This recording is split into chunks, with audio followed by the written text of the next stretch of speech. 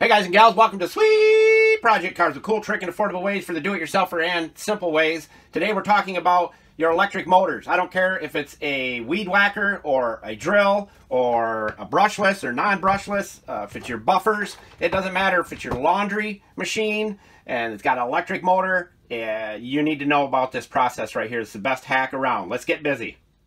This is an old Black & Decker drill motor, drill gun, drill, whatever you want to call it. And it hasn't been working well for years, and nobody monkeyed with it because it quit being dependable. As you see right now, it's not working, and it cuts in and cuts out whenever it wants to. You'd hit the trigger, and then every once in a while it would try to kick in. And if you jiggled it or you turned the chuck a little bit, it would work. Then it would quit working. Turn the chuck a little bit, and it would start working.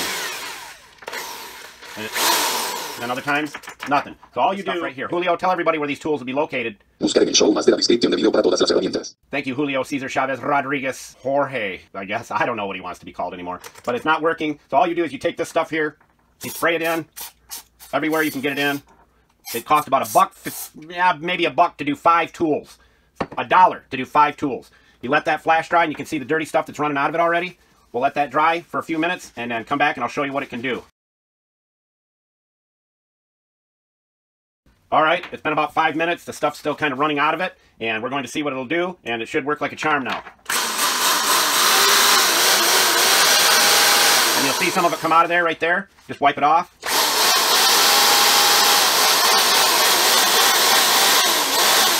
Forward and reverse.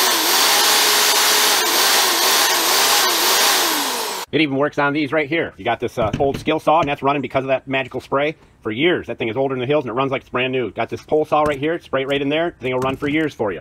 Got this expensive DeWalt miter saw, and guess what? You can spray it in right there, and it'll run for years for you. Keeps it clean and lubricated.